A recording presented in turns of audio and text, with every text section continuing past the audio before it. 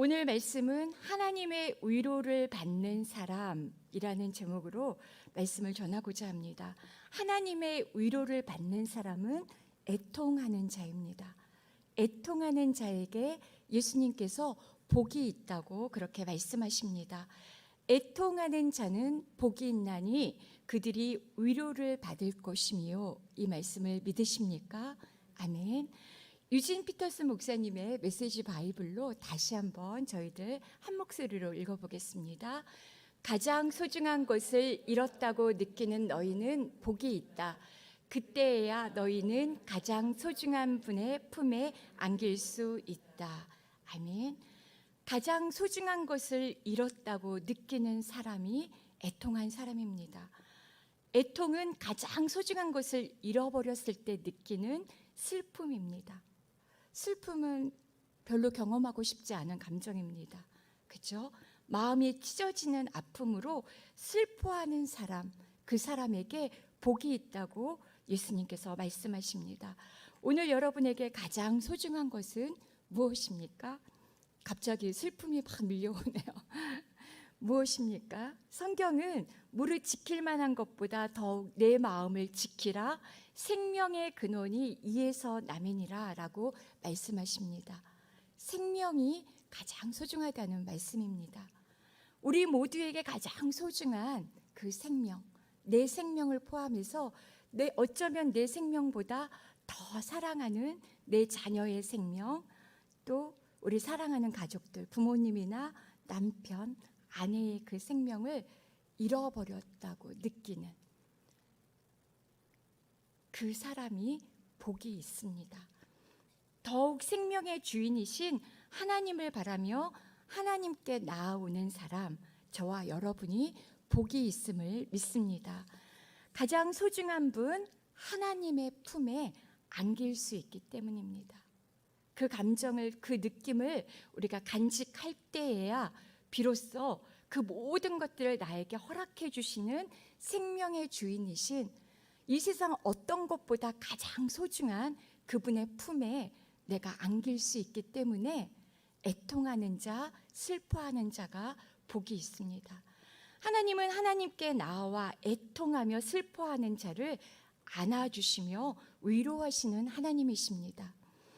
이 시간에 주님 앞으로 나오신 모든 성도님들께 가장 소중한 그런 하나님의 품에 안기시는 애통하는 자의 복으로 충만하게 임하여 주시기를 축복합니다.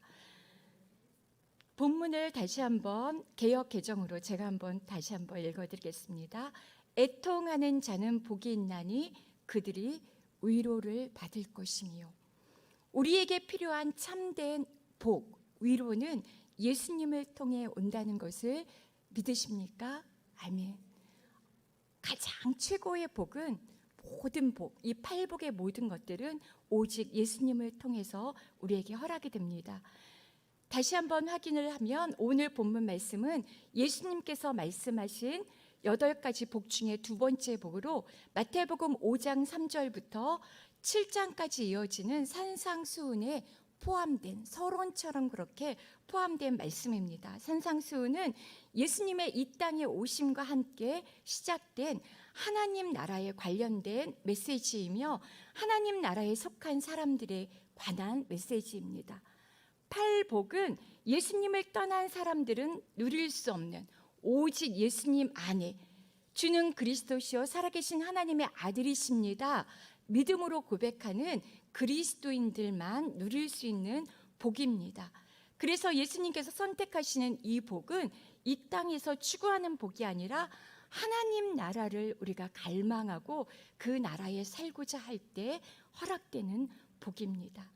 그리스도인이란, 다시 한번 정의를 하면 팔복을 누리는 사람들입니다. 특별히 오늘 예수님의 말씀에 의하면 그리스도인은 애통하는 자입니다.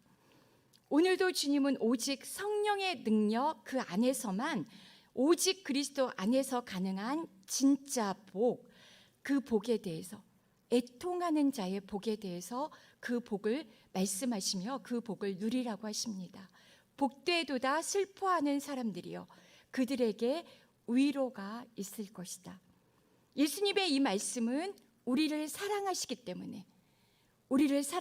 때문에 지금 이 순간 우리에게 가장 필요한 것은 애통하는 것이고, 애통하는 것으로 말미암아 하나님께서 주시는 하나님의 그 위로를 우리가 받아야 하기 때문에 주시는 말씀입니다. 복되도다 슬퍼하는 사람들이여 그들에게 위로가 있을 것이다. 저와 여러분, 예수님 앞에 이 시간 2000년 전에 예수님께서 말씀하는 이 순간 예수님 앞에 나와 말씀에 귀 기울이고 있는 이 사람들, 이들은 모두가 위로가 필요한 사람들입니다. 우리들 중에 누구도 나는 위로 같은 거 필요 없어, 그거 없어도 나는 괜찮아, 나 스스로 충분히 씩씩하고 용감하게 살 수 있어, 그렇게 자부할 수 있는 사람은 아무도 없습니다. 예수님의 발 앞에 나와서 앉아있는 무리들에 대해 마태복음 4장 23절에서 25절, 오늘 산상수훈의 바로 앞장의 마지막 절입니다. 이렇게 보고하고 있습니다. 같이 한 목소리로 읽겠습니다. 예수께서 온 갈릴리에 두루 다니사 그들의 회당에서 가르치시며 천국 복음을 전파하시며 백성 중에 모든 병과 모든 악한 것을 고치시니, 24절입니다. 그의 소문이 온 수리아에 퍼진지라 사람들이 모든 앓는 자, 곧 각종 병에 걸려서 고통당하는 자, 귀신 들린 자, 간질하는 자, 중풍병자들을 데려오니 그들을 고치시더라. 아멘.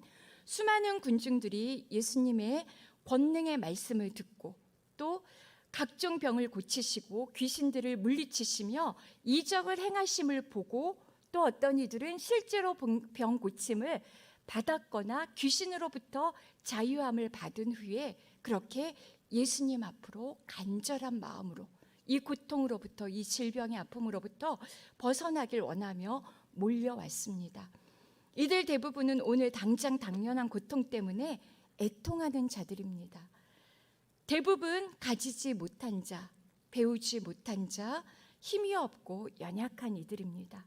병들고 배고프고 귀신 들려서 당장 이 고통으로부터 벗어나길 원하는 사람들, 권력 앞에서 무력하고 그냥 빼앗길 수밖에 없는 모든 것들을, 내 자녀들, 가족들, 사랑하는 아내들, 내 자유들, 그 모든 것들을 빼앗길 수밖에 없는, 권력 앞에 무력하거나 사랑하는 소중한 사람을 잃어버렸거나 악 때문에, 죄 때문에 고통을 겪고 있는 소외되고 버려진 이들입니다. 예수님은 이들에게 지금 복이 있다고 말씀을 하시는 겁니다. 복되도다 슬퍼하는 사람들이여 그들에게 위로가 있을 것이다. 여러분은 지금 어떤 고통 가운데 계십니까? 이 세상에서는 우리가 누구도 고통을 피해갈 수가 없습니다. 이 고통의 문제를 이 세상은 해결할 수 있다고 말을 하죠. 거짓말입니다. 이 세상에서 말하는 고통의 그 해결 방법, 더 가지라고 말을 하죠. 더 가지면 고통으로부터 해결받을 수 있어. 더 높이 올라가라고 합니다. 더 좋은 대학에 가라고 하고 더 많이 그렇게 소유하라고 합니다.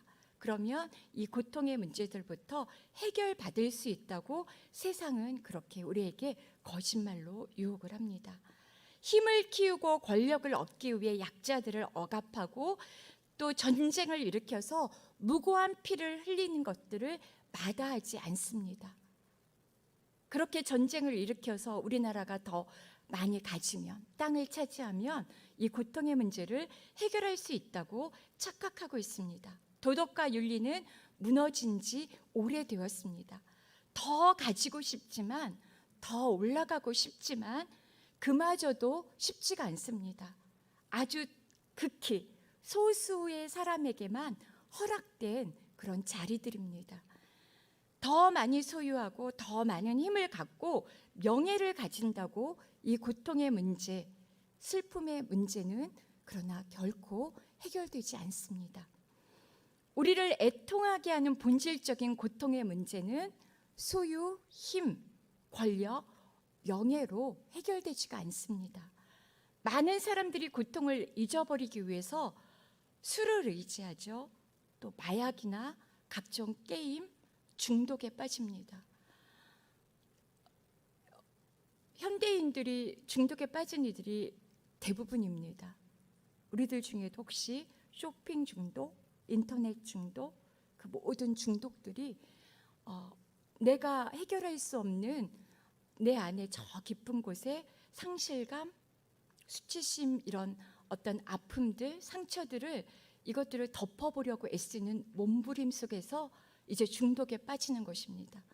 이 중독들을 우리는 해결할 수가 없습니다. 누구도 고통의 문제를 스스로 해결하지 못합니다. 오히려 더 가중될 뿐입니다.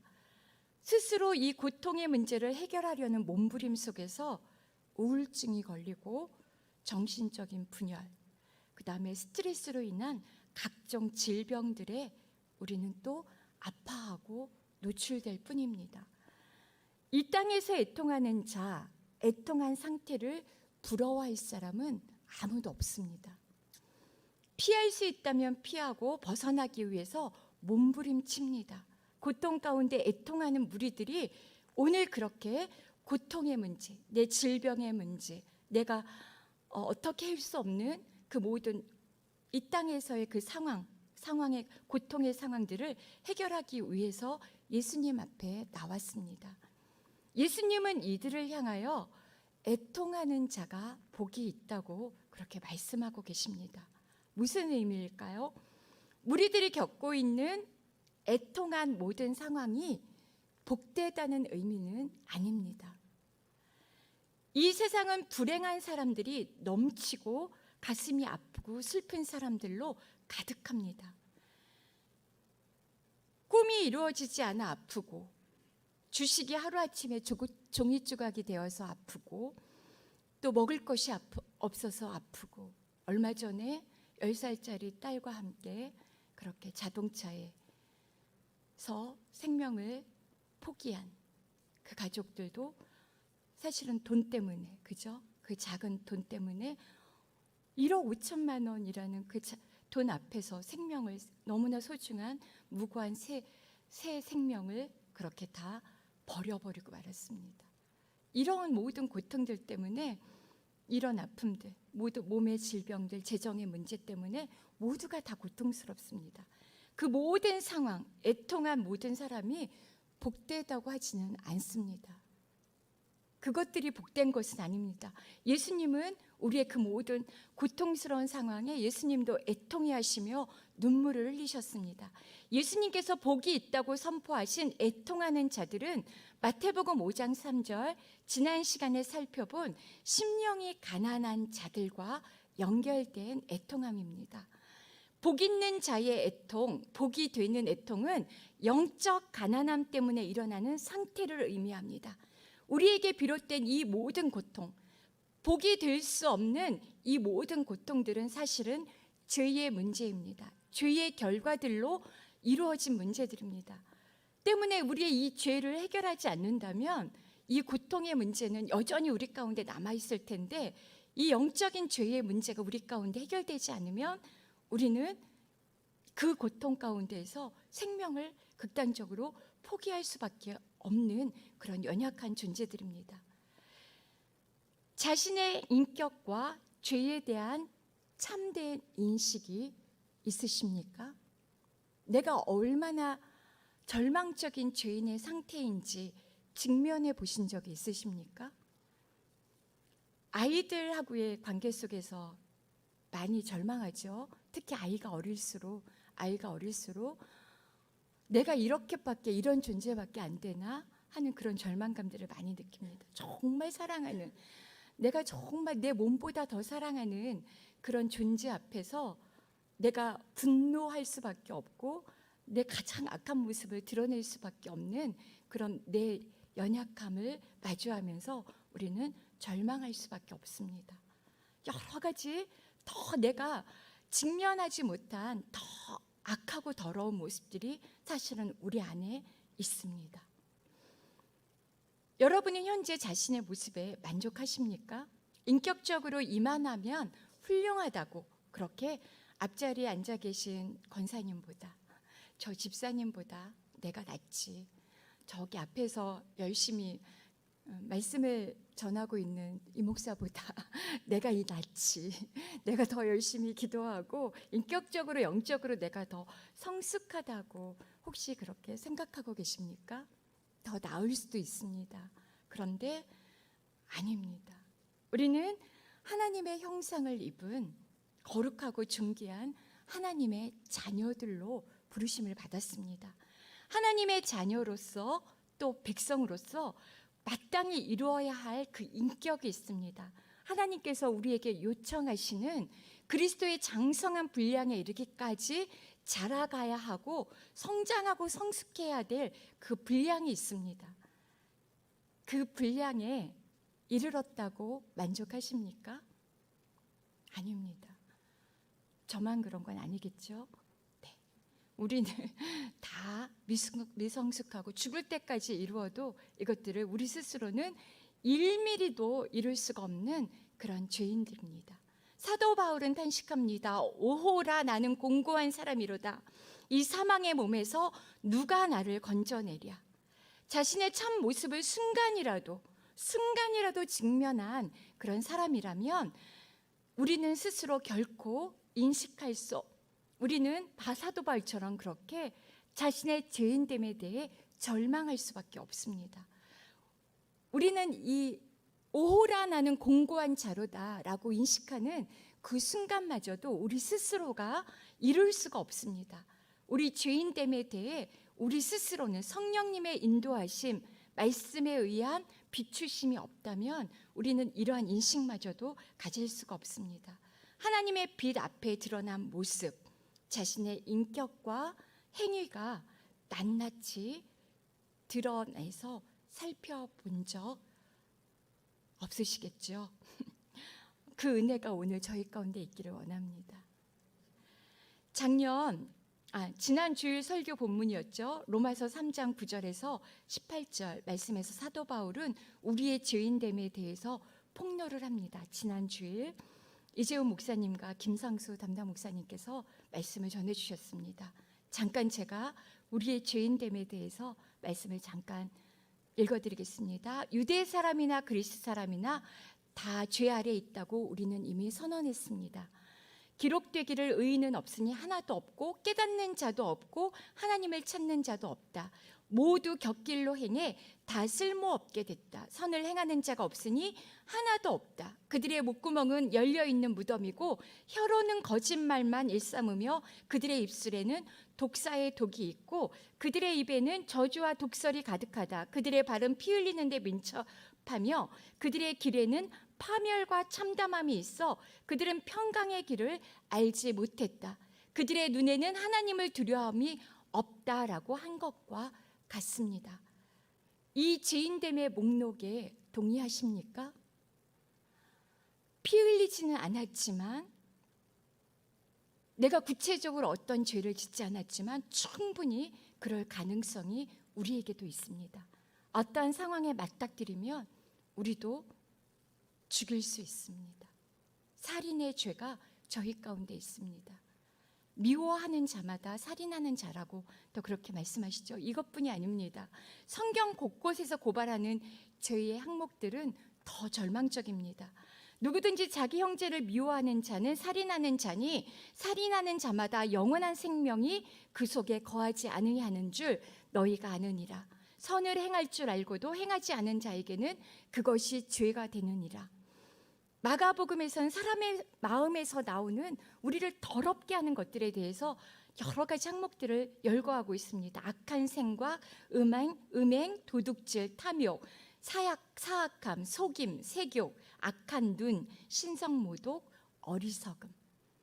고린도전서에서는 불의한 자, 하나님의 왕국, 하나님의 나라를 상속받지 못하는 자들에 대해서 열거를 하죠. 불의한 자, 음행하는 자, 우상 숭배하는 자, 간음하는 자, 여성화된 남자, 남자와 더불어 자신을 욕되게 하는 남자, 도둑질하는 자, 탐욕을 부리는 자, 술 취하는 자, 욕하는 자, 착취하는 자. 내가 남색하는 자, 여색하는 자가 되지 않더라도 우리 주변에 그러한 모든 질서, 창조 질서를 무시하는 그런 문란한 성문화가 이 땅 가운데 지금 확장되고 있죠. 그것들을 보면서 애통하는 자, 애통하라고 주님께서 말씀하십니다. 내 안에도 얼마든지 내재되어 있는 그 죄들을 보면서 나는 그렇지 않기 때문에 안심하라가 아니라 그 죄들을 나의 죄로 삼고 애통하라고 주님은 오늘 말씀을 통해서 그렇게 애통하는 자리로 저희를 불러주고 계십니다. 오늘 예수님께서 말씀하시는 복 있는 사람의 애통은 자신의 죄인됨에 대해 뿐만 아니라 이웃과 사회의 죄악에 대해 이 나라와 열방의 모든 만연된 가득한 그 모든 하나님 앞에 대적하는 그 모든 죄에 대해서 절규하는 애통함입니다. 화로다 나여 망하게 되었도다 라는 이사야 선지자의 절규가 바로 우리의 절규가 되어야 합니다. 우리는 다 죄로 인해서 망하게 된 죄인들입니다. 여러분은 자신의 죄인됨을 인정하십니까? 아니면 애통해 하십니까?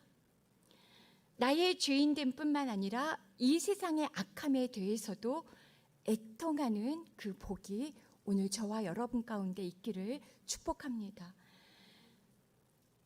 이제 잠깐 제 얘기를 잠깐 나누고자 합니다. 저에게 아주 특별하게 복 있는 자의 이 애통함이 이렇게 성령 하나님의 임재하심 가운데, 만져주심 가운데 경험했던 그런 특별한 순간이 있었습니다. 또 눈물이 나오려고. 너무 큰 은혜였기 때문에 언제였냐면 제가 이제 밴쿠버 온누리에서 예꿈 사역을 했었죠. 근데 이제 인도하심이라고 여기며 달려갔던 길입니다. 그리고 그 전에 밴쿠버 온누리 이전에 시애틀에서 또 1년을 지냈어요. 원래 제가 대전 온누리 예꿈 사역을 그만둔 이유를 많은 분들이 이제 공부하려고 유학 갔다 그렇게 알고 계시더라고요. 그것도 틀린 말은 아닙니다. 제가 이제 대학원 그때 마지막 코스웍 마치고 이제 영어가 필요해서 더 공부할 수도 있으니까, 근데 영어가 너무 부족하니까 아이들도 영어가 필요한 시기이고 저도 그렇고, 그래서 몇 년 전부터 사실은 준비하고 있었던 그 시간이었는데 2번 리젝을 당했어요. 2번 리젝을 당했는데 저희 둘째 아이가 이제 중학교 2학년이 되면서 중2병을, 사춘기를 굉장히 심하게 앓았어요. 제가 이제 대전 온누리를 떠나기 바로 전해에 가을부터 아주 그 친구들, 주변에 있는 친구들을 통해서 이게 막 걷잡을 수 없는 어떤 상황 가운데로 몰려져 있었어요. 이 중학교 2학년 둘째 아이가 너무 마음이 따뜻하고 똑똑하고 예쁜 천재라고 하는 그런 아들이었는데 그때 정말 정신줄을 제가 놓았죠. 정신줄을 놓았고 다시 한번 그래서 문을 두드렸습니다. 그 시애틀에 있는 또 저희 가장 가까운 친구가 거기 있어서 다시 문을 두드렸고 5년짜리 학생 비자를 제가 받았어요. 그래서 유학을 간 거 맞습니다. 그런데 그 시애틀 1년에서의 생활이 즐거웠을까요? 시애틀은 굉장히 아름다운 땅이에요. 제가 결혼하기 전에 잠깐 머물러 있었던 땅이어서 시애틀을 금방 또 가기도 했습니다. 날씨와 이 모든 자연환경이 너무너무 아름답고, 시애틀의 잠 못 이루는 밤 영화를 보셨나요? 영화를 보면서 이렇게 제 안에 이렇게 꿈이 있었어요. 우리 가족이랑 언젠가 꼭 한번 가리라. 그런데 이제 제가 미안하다 아들아, 암세포 같은 아들을 붙이고 이제 찾아갔던 그 땅은 더 이상 아름다운 땅이 아니었습니다. 그 환경도 저한테 눈에 들어오지 않았고, 그리고 영어가 부족해서 이제 그 커뮤니티 칼리지라고 하죠. ESL 과정을 밟으면서 아이 둘을 같이 케어한다는 게 보통 어려운 일이 아니었고, 그때 알았어요. 이 기러기 가족의 아픔이 뭔지, 애환이 뭔지. 사별하거나 이혼해서 혼자 되신 이분들의 아픔이 얼마나 큰지 제가 아주 조금 알겠더라고요. 교회 공동체에 가서도 늘 외로움과 외톨이, 따돌림 당하는 느낌, 이런 것 때문에 굉장히 어려운 시간들을 보내고 있던 그 마지막 이제는 1년 마치고 빨리 한국으로 가야지 하던 그때에 밴쿠버 온누리 교회하고 연결이 된 거예요. 연결이 돼서 사역자가 이제 당장 필요했고 예꿈 유치부, 그래서 사역자가 구해지기 전까지 가서 도와드려야지 하면서 대전에서 서울 거리예요. 딱. 근데 국경을 넘어야 되죠. 쉽지는 않은 시간이었는데 그걸 넘게 하셨습니다. 그래서 연결돼서 밴쿠버 온누리로 그냥 아예 비자를 받아서 가게 되었습니다.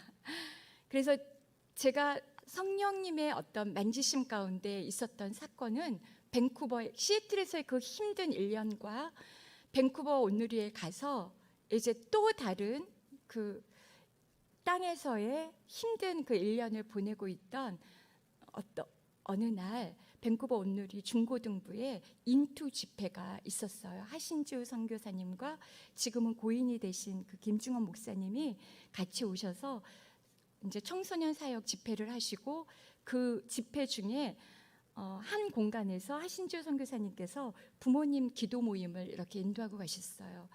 그 말씀을 전해주시고 전 그때 엄청 갈급한 상황이었죠. 근데 이제 기도가 필요하신 부모님은 앞으로 나와서 무릎 꿇고 기도하라고 하시는 그 초청에 나도 모르게 이렇게 나아갔습니다. 그리고 무릎을 꿇고 기도를 하는데 하신주 선교사님께서 오셔서 이렇게 머리 안수를 해주시는 순간 제가 비명을 지르면서 바닥을 막 뒹굴었어요. 그러니까 저도 모르는 사이에 내 안에 이렇게 쌓여있던 아픔들, 고통들, 그리고 제가 미처 깨닫지 못했던 제 안의 죄, 우리 아이의 죄, 또 교회 상황이 너무 어려웠어요. 밴쿠버 온누리 교회의 그 어려운 상황들, 그것들이 막 이게 기도를 안 한 게 아니었는데 기도를 한 게 아니었어요.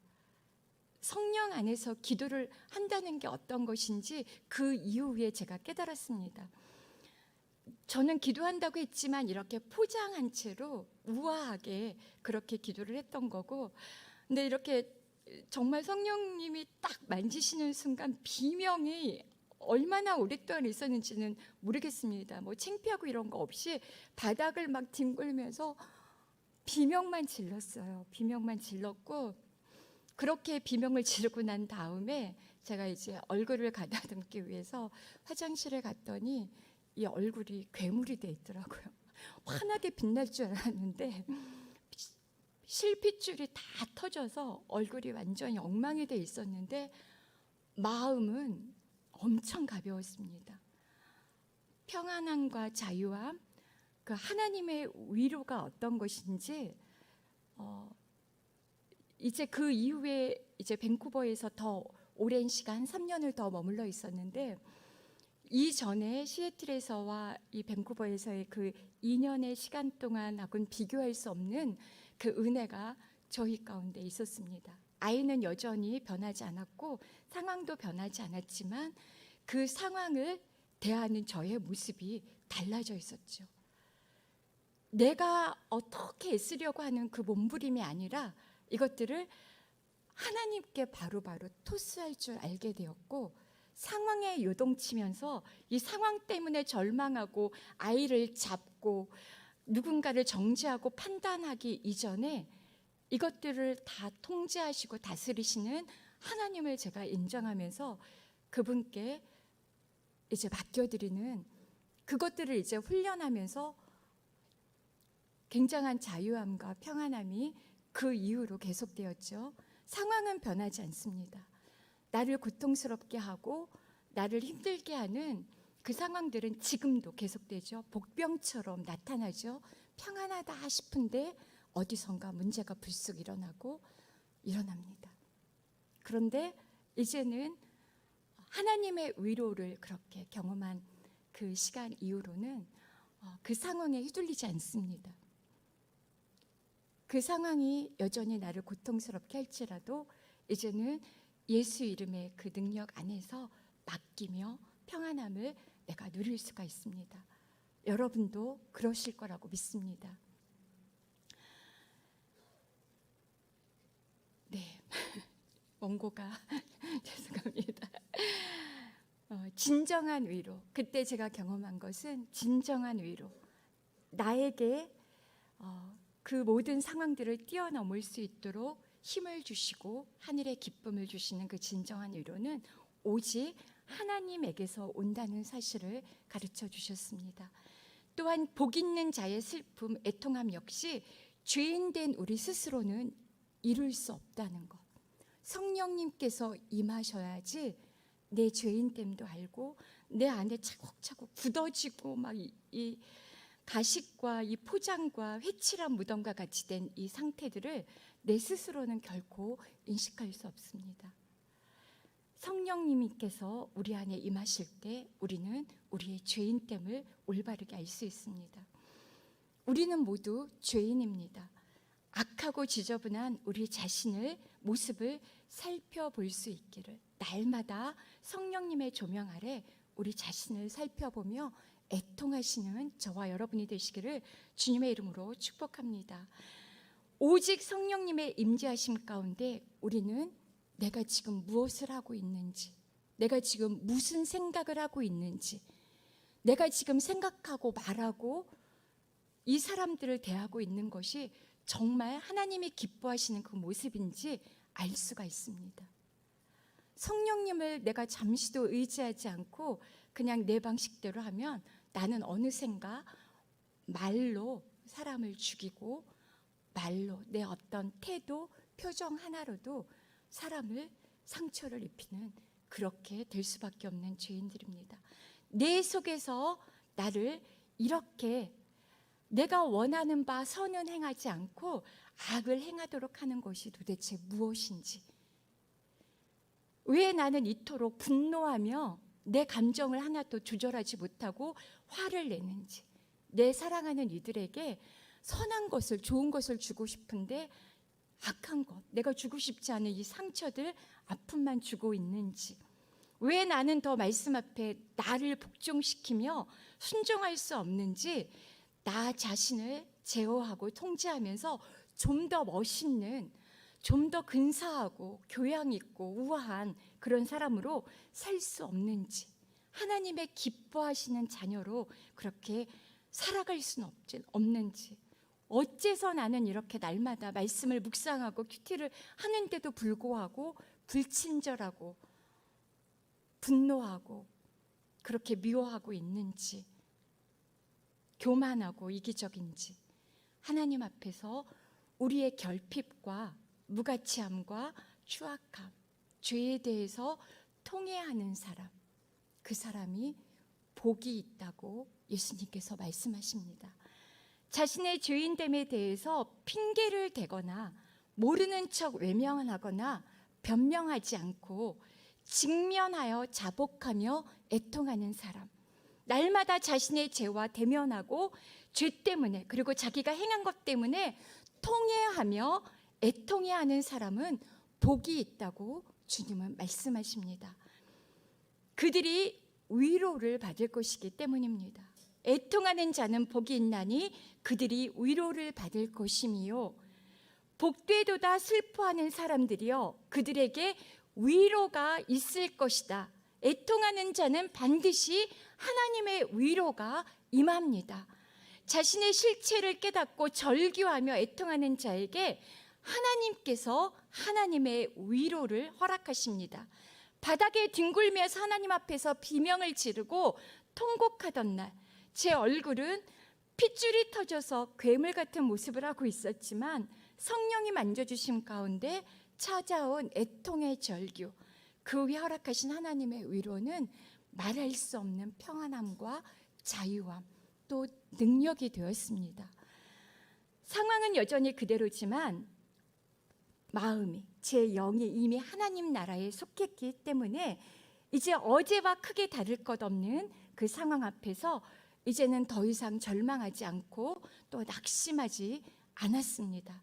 지금도 낙심하지 않습니다. 낙심하는 순간에라도 주님을 바라보면서 위로부터 허락하시는 힘과 능력을 구합니다. 반드시 하나님께서 힘과 능력을 주시며 위로를 베풀어 주십니다. 하나님은 우리를 위로하시는 분이십니다. 상황은 여전히 변하지 않은 채 그대로 있지만 그 상황을 바라보고 해석하며 살아내는 하늘의 능력이 오늘 우리 가운데 새롭게 주어졌음을 믿으시기 바랍니다. 우리가 달라집니다. 달라질 수 있습니다. 저희 가장 힘든 일 중에 하나는 누군가를 위로하는 일입니다. 위로를 잘하십니까? 어느 분들 보면 정말 위로의 은사가 저분에게 있구나 싶게 정말 위로를 잘해 주십니다. 저분은 죄송합니다. 간쓸게도 없어 할 만큼 정말 말도 안 되는 어떤 상황에서도 아파하고 슬퍼하는 그 사람을 편에 서서 위로를 해줍니다. 너무나 귀한 하나님의 사람입니다. 그런 하나님의 사람이 혹시 여러분 가운데 있으시다면 여러분은 복이 있으신 분들입니다. 이제 특별히 제가 목회자가 되고 난 후에 저의 가장 큰 제목은 위로자가 되는 겁니다. 제가 위로자가 되지 않고 어떻게 말씀을 전할 수가 있겠습니까? 하나님이 위로자이시고 예수님이 위로자이신데, 이사야 50장 4절 말씀 혹시 자막으로 준비가 됐습니까? 한번 같이 읽어보겠습니다. 이렇게 기도하는 심령으로 하나님, 제가 위로자가 되길 원합니다. 함께 읽겠습니다. 주 여호와께서 내게 가르치는 혀를 주시고 어떻게 하면 지친 사람을 말로 되살릴 수 있는지 알게 하신다. 아침마다 내 귀를 깨워주셔서 마치 제자를 대하듯 들려주신다. 아멘. 이렇게 어떻게 무슨 말로 우리가 서로 위로를 할 수는 없지만 주님께서 내가 깨닫게 해주신다면, 내게 위로의 말을 할 수 있도록 주님께서 그 위로의 말씀을 내게 허락해 주신다면 우리는 위로자가 될 수 있습니다. 우리가 가장 사랑하는 아이에게, 또 남편에게, 또 우리 지체들에게 우리는 우리 안에 있는 어떤 말로 위로를 줄 수가 없습니다. 오직 하나님으로부터 부어주시는 그 은혜가 있을 때 우리는 위로를 줄 수가 있습니다. 욥이 이제 제가 굉장히 찔렸던 저의 모습을 보게 했던 말씀인데요. 욥기 16장 2절 말씀 한번 읽어보겠습니다.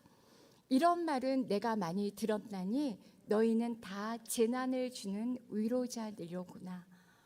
재난을 주는 위로자의 모습이 저의 모습입니다. 내가 깨어있지 않으면, 하나님께 그 위로를 구하지 않으면 우리 모두 마찬가지겠죠. 위로를 한다고 하지만 오히려 더 상처를 줍니다. 위로를 한다고 하지만 오히려 더 마음을 다치게 하는 경우가 제 경우에는 참 많았습니다. 재난을 주는 위로자가 바로 우리의 죄인된 모습들입니다.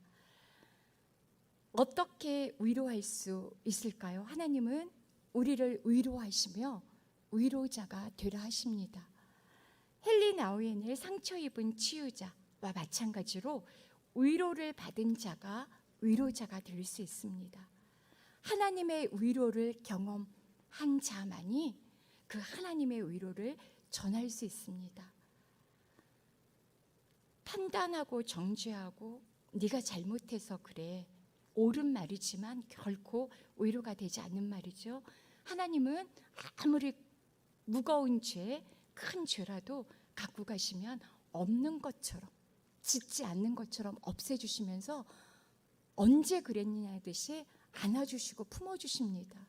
그게 위로자입니다. 그 하나님의 위로가 오늘 우리 가운데 있습니다. 주 여호와께서 학자들의 혀를 내게 주실 때 내가 공고한 자, 슬픔 당한 자를 말로 도와줄 수가 있습니다. 하나님의 다함 없는 사랑 안에서 위로를 받았을 때 우리는 위로자가 될 수 있습니다. 날마다 나의 죄와 사랑하는 자녀의 죄, 남편, 형제, 부모님, 교회와 이 나라와 열방의 죄를 직면하셨을 때, 그 죄 가운데 임하셨을 때, 처했을 때 그것들을 정죄하는 자가 아니라 내 안에 있는 들보는 보지 못하고 티끌을 끄집어내면서 정죄하고 판단하는 자가 아니라 내 안에 있는 죄뿐만 아니라 내 가족, 형제, 이 교회, 열방 가운데 있는 죄들을 보면서 애통해 하시는 여러분이 되시라고 하나님께서 말씀하십니다.